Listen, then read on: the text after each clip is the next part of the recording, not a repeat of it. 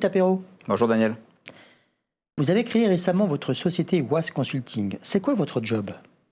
Alors effectivement, après un peu plus de 20 ans à travailler dans le domaine de la relation client, sur des fonctions opérationnelles et stratégiques à la fois, dans des environnements internalisés, externalisés en France et à l'international, je me suis dit que j'avais quelque chose de différent à apporter dans cet univers-là.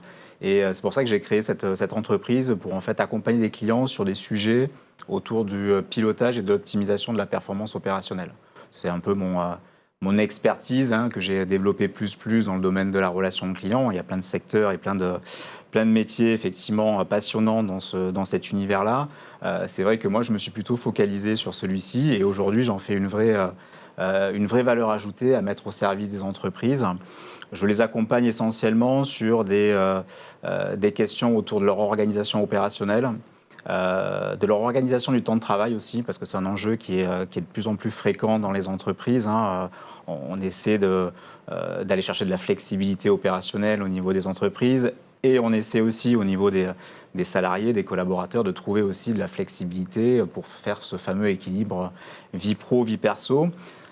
Et c'est un sujet sur lequel je me suis rendu compte que les entreprises avaient beaucoup de difficultés finalement à concilier le meilleur des mondes. Donc voilà, c'est un point sur lequel j'interviens assez fréquemment. Et puis je dirais dernière partie, qui est un peu une partie très je dirais spécifique du métier de la relation client, c'est tout ce qui va avoir trait au workforce management, d'où le nom de l'entreprise. WAS, c'est pour Workforce Management as a Service. Donc l'idée, c'est aussi de travailler avec les entreprises sur ces sujets autour de la prévision, de la planification et du pilotage de l'activité, qu'elle soit en temps réel ou à froid. Donc voilà un petit peu le cœur de métier que j'ai développé autour de cette offre de service de WAS Consulting. C'est quoi votre parcours professionnel? Parcours professionnel, comme je te disais Daniel, on peut se tutoyer du coup, ça te dérange pas? Parcours professionnel qui a été rythmé effectivement par des activités au niveau opérationnel dans un premier temps. Pour bien comprendre qu'est-ce qui se passait sur un CRC, comment ça s'opérait, comment il fallait manager les équipes, qu'est-ce qu'il fallait mettre en place en termes de suivi. Ça fait quand même quelques années que je suis là-dedans et j'ai vu ce secteur évoluer au fil des années de manière exponentielle. Et donc forcément, ça a été un premier passage obligatoire dans une carrière, je pense, d'être sur un poste opérationnel pour comprendre un peu comment fonctionne le cœur du réacteur. Et puis ensuite, j'ai pu évoluer au travers de ma carrière sur des fonctions un peu plus stratégiques de développement d'activités, de développement de nouveaux territoires, de nouvelles technologies, de refonte de processus, de refonte organisationnelle. Et donc, effectivement, ma carrière, c'est un petit peu orchestré sur ces deux phases-là, je dirais plutôt en début de carrière sur de l'opérationnel et plutôt dans une deuxième phase sur des volets un peu plus stratégiques. Quand tu étais enfant, tu rêvais de faire quoi comme métier? C'est une bonne question et c'est très éloigné de la relation client, tu vas voir. Pourquoi? Parce que je voulais être chercheur en sciences. J'étais passionné de sciences quand j'étais plus jeune. Et d'ailleurs, j'ai débuté ce parcours de formation. Et je l'ai même fini d'ailleurs, puisque j'ai un doctorat en mécanique quantique. Donc, tu vois le grand écart avec la relation client, il est assez marqué. C'est quelque chose qui me passionnait, mais en fait, rapidement, je me suis rendu compte que ça ne correspondait pas à ma personnalité, à mon envie de construire, de transformer, de faire évoluer. La recherche, c'est un métier un peu besogneux sur lequel on met plusieurs années finalement à construire des théories, des évolutions. Et donc, à la sortie finalement de mon cursus, j'ai préféré me rediriger dans le monde de l'industrie et du service qui ressemblait plus finalement à mes convictions personnelles et à mes aptitudes. Donc voilà, c'est un petit clin d'œil que j'aime bien souligner aux gens qui ne le savent pas. Et je pense que je suis un des rares docteurs en sciences du monde de la relation client. Deux moments clés dans ta vie? De moments clés, écoute, je te dirais que c'est des moments et des personnes en fait qui ont été importantes dans ma carrière.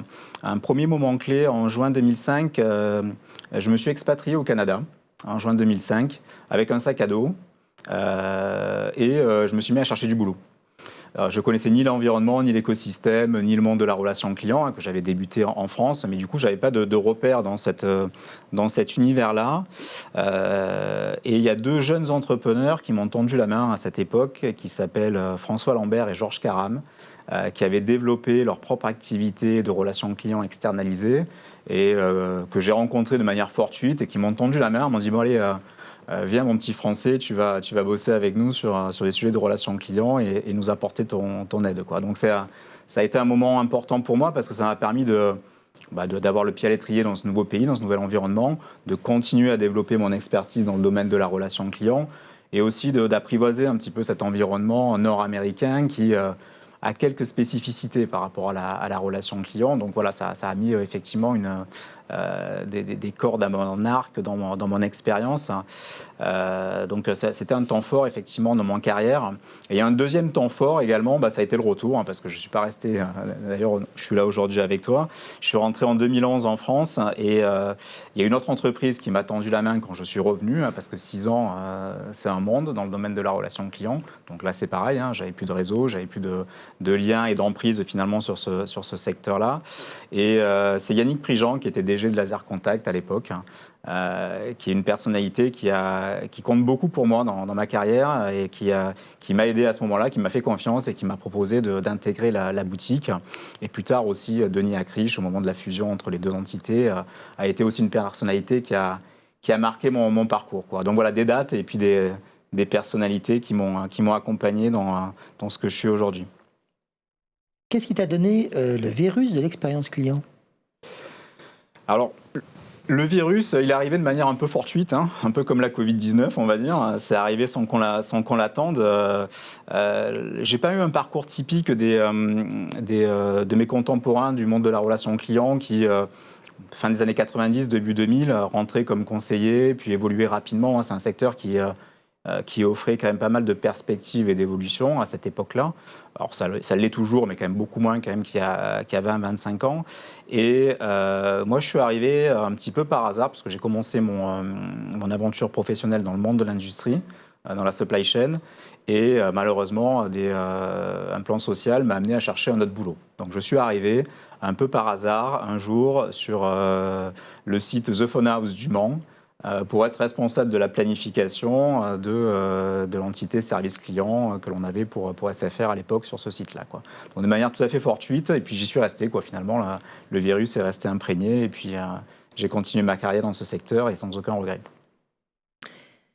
Des regrets sur ton parcours ? Des regrets, je te dirais que non. J'ai eu beaucoup d'expérience parce que je suis plutôt quelqu'un de build, donc j'aime bien travailler à ces effets effectivement de re-engineering, de transformation. Le run m'ennuie profondément. Bon, c'est un peu en lien aussi avec mon activité aujourd'hui dans le conseil, puisque c'est quelque chose effectivement qui me nourrit du fait de diversité d'environnements, de centres de relations clients, de produits, de métiers, d'outils. Donc c'est quelque chose qui effectivement est très enrichissant. Donc c'est vrai que ma carrière elle a été marquée par de multiples expériences, parce qu'à partir du moment où j'étais plus nourri, j'ai essayé d'aller voir ailleurs ce qui se passait pour continuer une nouvelle aventure et apporter finalement cette expertise de transformation. Donc des regrets, je te dirais que non, pas spécialement. Peut-être, allez, un petit regret, c'est de ne pas avoir débuté ma carrière de consultant un peu plus tôt, mais c'est toujours compliqué dans ce métier-là parce que c'est un métier où il faut vendre quand même de l'expertise. Donc je pense qu'en dessous de 20 ans, 15 ans, 20 ans d'expérience, c'est quand même assez compliqué d'apporter vraiment une valeur ajoutée à une entreprise. Donc on est un peu limité finalement par ce besoin de faire ses armes dans l'industrie de la relation client avant de proposer effectivement ses services en tant que consultant. Donc oui, j'aurais pu débuter il y a quelques années effectivement parce que c'est un métier qui, je pense, me correspond bien avec les compétences et la personnalité qui est la mienne. C'est quelque chose dans lequel je me retrouve pleinement, quoi.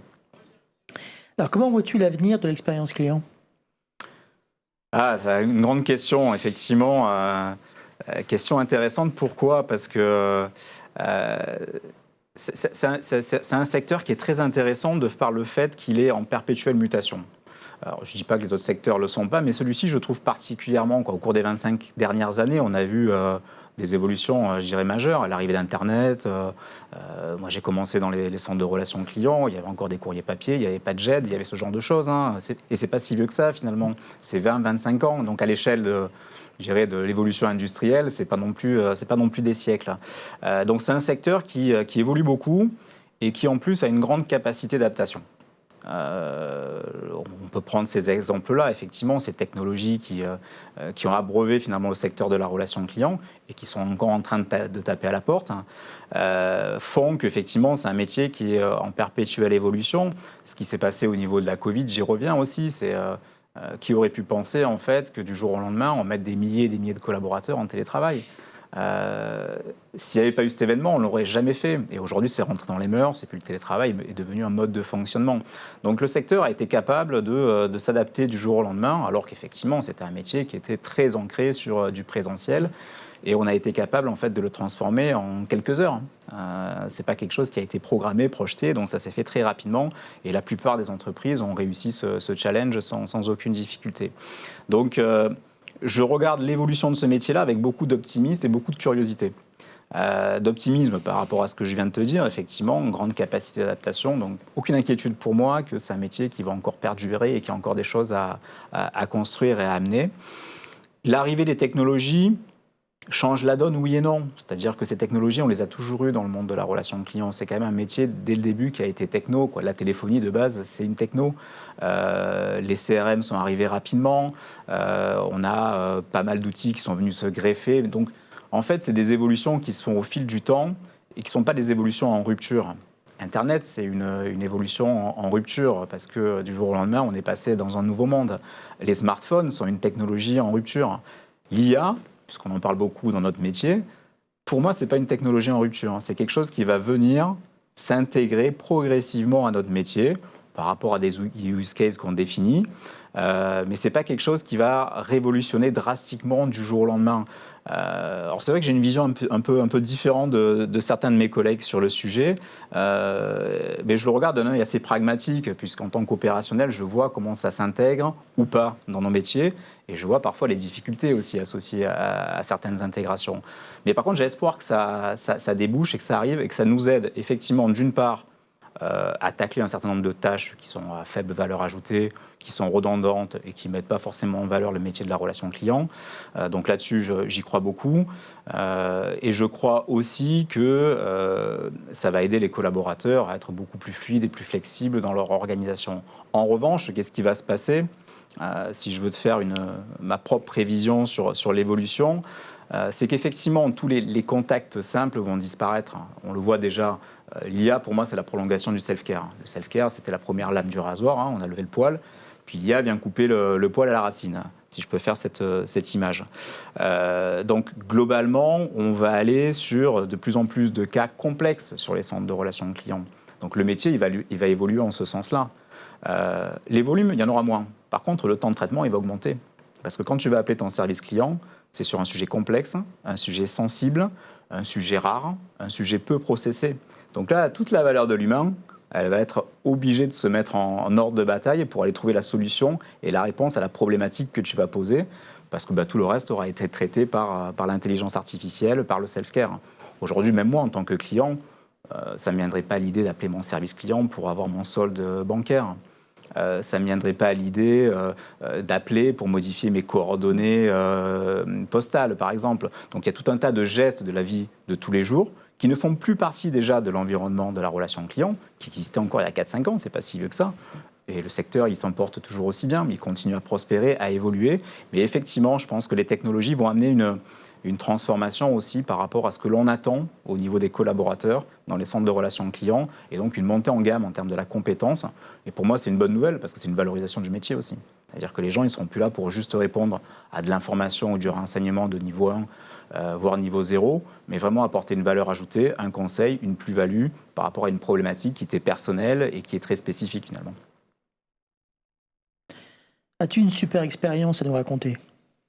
Super expérience client particulière, non. Par contre, il y a quelque chose que j'apprécie en termes d'expérience client. Petit clin d'œil à mon épouse, c'est la classe affaires chez Air France. Je trouve que c'est un produit dans le haut du panier de l'expérience client. Et je trouve que c'est un modèle à prendre en exemple. Pourquoi ? Parce qu'ils ont réussi en fait à allier le produit et le service dans une seule et même offre. Ce qui est très rare en fait. Quand on regarde ce qu'on a autour de nous, on vend un produit et derrière un service client. Ce qui rend un côté un peu péjoratif finalement du service client. Ça veut dire le service client il est là parce que le produit n'est pas bon. Ou parce qu'il recèle des défauts ou des problématiques. Chez Air France, avec cette classe affaires, ils ont combiné les deux. Ils ont dit, voilà, vous achetez un billet parce que vous voulez voyager, mais en plus, je vous intègre une expérience client. Et je trouve que le fait d'associer le produit et l'expérience et le service client, c'est ça qui fait l'expérience client finalement. C'est ça qui fait la valeur ajoutée. Alors, c'est quoi ton secret pour décompresser le week-end ? La famille, déjà, c'est super important. Ma femme, les enfants, mes amis, premier sujet. Se ressourcer auprès de ses proches.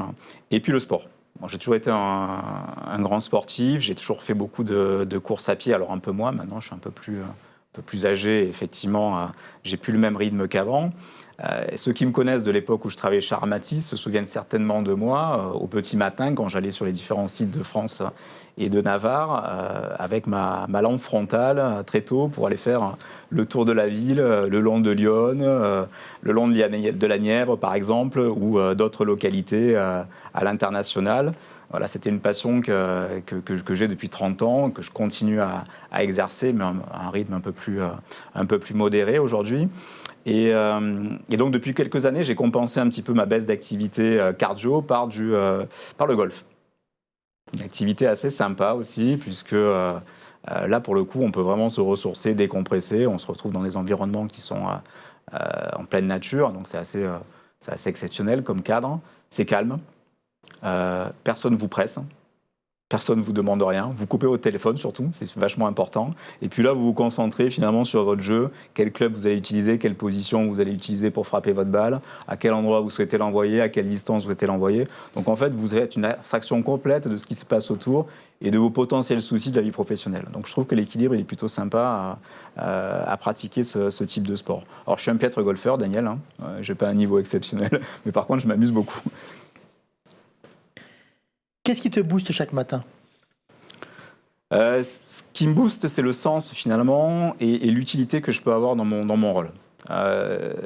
J'aime beaucoup accompagner les entreprises par rapport à leurs problématiques, leurs difficultés. C'est quelque chose qui me challenge. Moi, je peux y cogiter la nuit, je peux y cogiter le week-end. Alors, ça ne me pose pas de problèmes particuliers pour dormir. Mais c'est vrai que c'est quelque chose qui revient souvent dans mon esprit pour me dire, tiens, qu'est-ce que je pourrais amener pour résoudre ce problème-là que rencontre cette entreprise. Ce qui me booste, en fait, moi, généralement, c'est le choc de simplification. Je trouve que dans notre métier, alors c'est ma vision, je te la partage, mais effectivement, elle est très personnelle. Je trouve qu'on a souvent tendance à complexifier les processus, les outils, les façons de faire, pour essayer de couvrir l'intégralité des use cases qui pourraient se présenter, même s'ils se présentent que de manière anecdotique. Du coup, ça fait des process qui sont robustes, solides, efficaces, mais par contre qui sont d'une complexité à mettre en œuvre, à industrialiser, à comprendre pour les collaborateurs et également pour les clients qui comprennent finalement rien de qu'est-ce qui se passe. Donc, on a essayé de penser à tout, mais finalement, c'est tellement difficile à industrialiser et à mettre en œuvre que ça perd en efficacité. Donc moi, toute ma logique, c'est d'essayer de trouver quelque chose de beaucoup plus simple, même si je perds un petit peu en précision, même si je perds un petit peu en efficacité, le service que je vais rendre, la fluidité, le confort du collaborateur, le client va le ressentir aussi, finalement, les deux s'équilibrent largement. Et finalement, j'arrive vers ce choc de simplification pour essayer de démonter un petit peu ce que peuvent penser les entreprises en termes de process complexes et difficiles à appréhender. Je dirais en quelque sorte, je suis... tu dois connaître Monsieur Piépu, qui nous parlait des Shadocks à une époque. Je suis un peu un chasseur de Shadocks, en quelque sorte, dans le domaine de la relation client. Un film que tu adores ? Un film que j'adore, qui n'est pas récent et qui fait lien avec l'expérience client. Alors il est ténu le lien, mais en tout cas moi je le détecte. C'est Seul au monde avec Tom Hanks. Et je trouve que c'est un des rares films qui met en évidence l'excellence dans le service client. Ce pauvre gars, il se crache avec son avion sur une île déserte, avec tout un tas de colis autour de lui. Là. Il y reste pendant des années à survivre autant qu'il peut. Et il se fixe comme objectif de ramener un colis à son destinataire, ne sachant pas ce qu'il y a à l'intérieur, puisqu'il n'a pas ouvert. Il aurait pu avoir un téléphone GSM auquel il aurait pu appeler finalement pour avoir des secours, ou des fumigènes, ou je ne sais quoi. Mais voilà, je trouve que la fin de ce film, elle met quand même en exergue notre métier, et je trouve que Tom Hanks, là-dedans, il a le sens du service client chevillé au corps quoi, dans ce film. Qu'est-ce qui t'inspire dans la vie ? Qu'est-ce qui m'inspire ? J'aime bien les créateurs, les constructeurs, les battants, les gens qui sont pugnaces dans la création d'entreprises. Je ne donnerai pas d'exemple parce que, bon, malheureusement, l'actualité rattrape souvent ces personnalités 15, 20 ans après, hein, que ce soit d'un point de vue juridique ou par des mœurs. Hein, donc, je ne me risquerai pas à donner des exemples de personnes. Mais c'est vrai que je suis assez admiratif des gens qui sont capables de construire et de développer une start-up, de développer un concept, de développer un produit. Ben, c'est quelque chose qui est quand même pas simple. Et ça demande énormément d'énergie, énormément de pugnacité. Et voilà, je suis toujours très, très admiratif des gens qui réussissent. C'est peut-être mon côté nord-américain là, qui fait que j'aime bien les gens qui réussissent et qui vont de l'avant, parce que contrairement à ce qu'on pense, c'est pas simple. Donc on voit nous le produit fini, mais c'est comme l'iceberg, hein, il y a une partie en dessous qui nécessite énormément de travail. Et donc ça, il faut pas non plus l'oublier et le mettre de côté, quoi. Une citation qui te ressemble ? Une citation qui me ressemble. J'aime beaucoup une citation de Léonard de Vinci qui dit « Ne pas anticiper, c'est déjà gémir ». Pourquoi ? Parce que dans le métier de la relation client, notamment sur la partie opérationnelle, on est confronté systématiquement à des imprévus. Mais c'est des imprévus finalement prévisibles.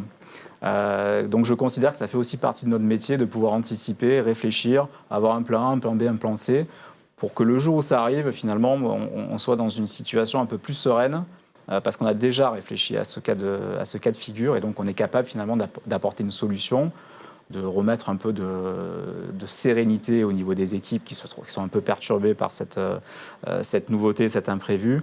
Donc voilà, je suis quelqu'un qui aime bien aussi anticiper et cogiter, et si il se passait ça, qu'est-ce que je ferais ? Quel message souhaites-tu transmettre aux jeunes générations ? Jeune génération, je dirais que, notamment dans le domaine de la relation client, c'est un secteur qui a encore plein de choses à proposer. Je sais que c'est un secteur qui, comme d'autres, hein, est en difficulté de recrutement parce que voilà, les jeunes générations se posent beaucoup de questions sur leur avenir professionnel, sur les conditions, sur le sens. Ça reste un métier finalement qui a beaucoup de sens, et je pense qui a encore beaucoup de choses à apporter et sur lequel les jeunes devraient plus s'intéresser, notamment par rapport à ce qu'on évoquait précédemment avec les nouvelles technologies. C'est-à-dire que ce métier-là, demain, on va avoir besoin de super conseillers dans les centres de relations clients. Donc on va devoir attirer des potentiels beaucoup plus élevés que ce qu'on a certainement aujourd'hui, hein. Et donc certainement une revalorisation importante de la filière par le bas, par ces métiers finalement du terrain. Qu'est-ce qui fait encore courir Rémi ? Cette envie finalement d'apporter de l'aide, du conseil, de transmettre. Alors, je ne suis pas encore dans la fin de mon parcours professionnel, mais je m'en approche doucement. J'ai quelques années, quelques expériences à partager, et ce qui m'intéresse aujourd'hui, c'est essayer d'accompagner les plus jeunes et de leur transmettre cette fibre-là. Un peu comme j'évoquais les mentors précédents, hein, Denis Acriche, Yannick Prigent, mes deux anciens patrons au Canada. Voilà, c'est des gens qui m'ont inspiré, et je pense qu'on a besoin de gens aussi qui apportent ça, à un moment donné, un déclic. Donc c'est ce que j'aimerais effectivement faire et apporter, quoi. Si je peux faire ça, je pense que j'aurais réussi ma fin de parcours. Alors pour finir, qu'as-tu écrit sur le livre d'or ? Alors, qu'est-ce que j'ai écrit ? C'est une citation en clin d'œil à notre ami Thierry Chamouton, qu'on a en commun. Et ce que j'ai marqué, c'est que la relation client de demain sera une relation à chaleur ajoutée.